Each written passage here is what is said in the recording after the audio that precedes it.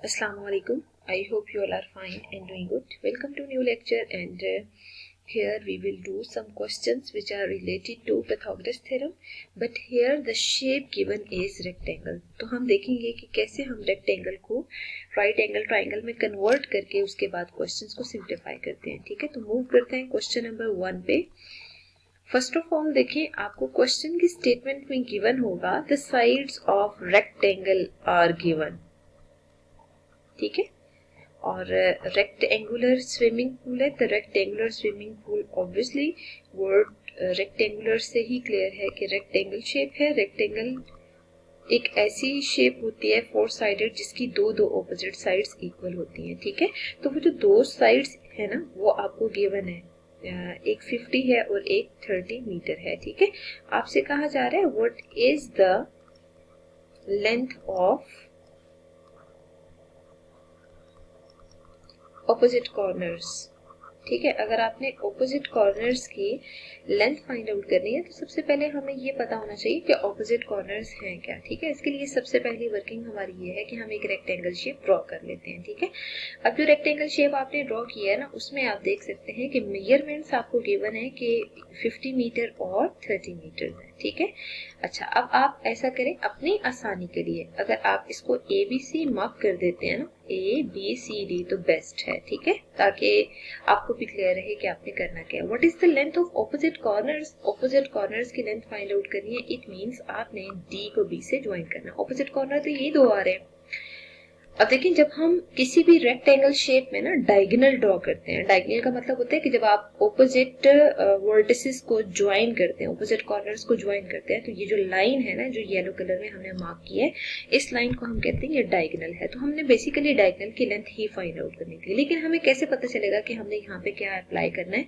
जब किसी रेक्टेंगल या स्क्वायर शेप में डायगोनल ड्रॉ करते हैं ना तो हमेशा जो ट्राई एंगल यहाँ पे कंस्ट्रक्ट होती है वो राइट एंगल ट्राइंगल होती है. हमें कैसे पता चला कि राइट एंगल ट्राइंगल्स हैं ये दोनों, क्योंकि आप देख सकते हैं कि 90 का एंगल यहाँ आ रहा है. रेक्टेंगल शेप और स्क्वायर दोनों का यहाँ पे 90 का एंगल मौजूद होता है. अगर 90 का एंगल मौजूद है ना तो देखिए हमारा कंसर्न तो राइट एंगल ट्राइंगल से ही है.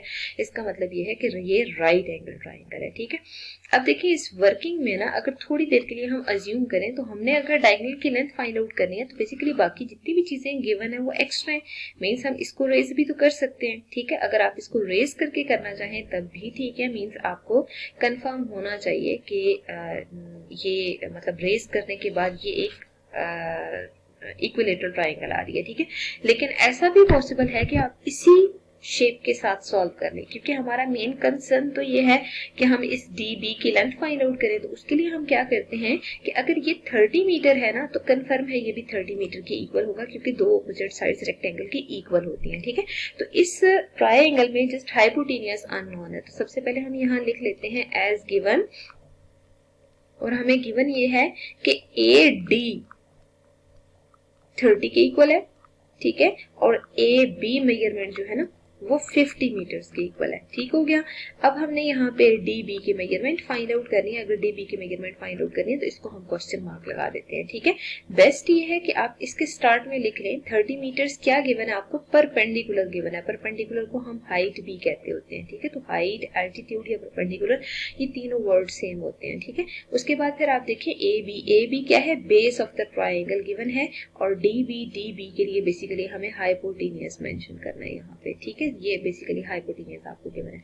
अब हम क्या करेंगे कि इस रेक्टेंगल शेप पे पिथागोरस थ्योरम हम लगाते हैं. ठीक है, अब देखिए अगर हम पिथागोरस थ्योरम अप्लाई करें ना तो यहाँ से हमें क्लियर है कि जो आपके पास मेजरमेंट यहाँ पे आ रही है DB वो हाइपोटेनियस है. तो पिथागोरस थ्योरम में हाइपोटेनियस का स्क्वायर इक्वल होता है base square plus perpendicular square के. ठीक है, देखिए ये जो शेप थी ये रेक्टेंगल गिवन थी, लेकिन हमने उसको सबसे पहले equilateral triangle right angle triangle में कन्वर्ट किया, उसके बाद फिर हम इस पे थ्योरम यूज कर रहे हैं. ठीक है, नो डाउट रेक्टेंगल शेप पे हम थ्योरम अप्लाई नहीं कर सकते, लेकिन जब आप रेक्टेंगल में डायगोनल ड्रॉ करते हैं तो दो इक्वल शेप्स आती हैं जिन शेप्स को हम राइट एंगल ट्राइंगल कहते हैं. ठीक है, तो यहाँ पे बेस की जगह 50 और परपेंडिकुलर की जगह 30 पुट कर दें. आंसर आपके पास डी बी का जो होल स्क्वायर आ रहा है वो 2500 प्लस 900 आ रहा है, ठीक है। इन दोनों को हम एडअप करेंगे तो आंसर जो आ रहा है 3400 है, ठीक है। अब हम क्या करते हैं, डी बी होल स्क्वायर है, हम दोनों साइड पे स्क्वायर रूट अप्लाई करेंगे, ठीक है, taking square root on both sides. दोनों साइड पे जरा स्क्वायर रूट अप्लाई करें तो डी बी का whole square equals 3400। Square root will be cancelled out, तो डी बी की जो मेजरमेंट है वो 10 स्क्वायर रूट ऑफ 34 के इक्वल आ रही है, ठीक है। साथ आप यहाँ मीटर्स लिख लें, ठीक है। अब हम एट द एंड ये लिख लेते हैं यहाँ पे कि हेंस द डिस्टेंस या द लेंथ, ठीक है, दोनों वर्ड यूज करते हैं, यहाँ पे लेंथ भी लिख सकते हैं और डिस्टेंस भी लिख सकते हैं, बिटवीन ऑपोजिट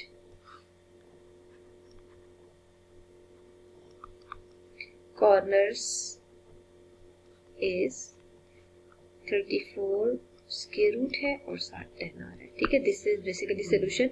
और यहाँ पे जो मेजरमेंट है मीटर्स में गिवन है, अगर मीटर्स में गिवन है तो यूनिट भी आपने मीटर में यूज करना होगा, ठीक है। हमेशा याद रखिएगा कि जब भी हम कोई रेक्टेंगल शेप लेते हैं, ठीक है, इट डजंट मैटर कि उसमें मेजरमेंट क्या आ रही है, हमेशा उसमें जब हम चाहे इस डायगोनल को कंसीडर करें या हम इस डायगोनल को कंसीडर करें, ठीक है, कोई सा भी डायगोनल हो सकता है, हमेशा जो यहाँ पे पॉइंट्स आ रहे होते हैं इन डायगोनल्स की वजह से, जो दो ऑपोजिट पॉइंट्स हैं इनको ज्वाइन करें तो ये जो दो शेप्स ड्रॉ होती हैं, इन दोनों शेप्स को हम कहते हैं ये राइट एंगल ट्राइंगल होते हैं, और हमेशा ये राइट एंगल ट्राइंगल ही होती हैं, ठीक है। तो अगर यहाँ में हमें मे बी पॉसिबल डायगोनल की लेंथ दे दी जाए, जैसे यहाँ पे 10 स्क्वायर रूट ऑफ 34 गिवन होता, ठीक है, यहाँ भी 50 गिवन होता, और अगर आपने length of side of rectangle भी फाइंड आउट करनी हो तब भी आपने सेम प्रोसीजर यूज करना होगा, क्योंकि इसमें जब डायगोनल ड्रॉ करते हैं तो एक साइड पे जो ट्राइंगल है बेशक उसको आप इग्नोर कर दिया करें, ठीक है। हमें कंफर्म होना चाहिए कि हम इस ट्राइंगल पे पाइथागोरस थ्योरम अप्लाई करेंगे। थ्योरम अप्लाई करने के बाद जो स्टेटमेंट आ रही है उस स्टेटमेंट को वेरीफाई करें, ठीक है, और वेरीफाई करने के बाद जो एट द एंड रिजल्ट आ रहा है उससे चेक कर लें कि वो क्या है। मतलब कोई सी भी अननोन लेंथ फाइंड आउट करनी हो उसके लिए हम हमेशा सेम टेक्निक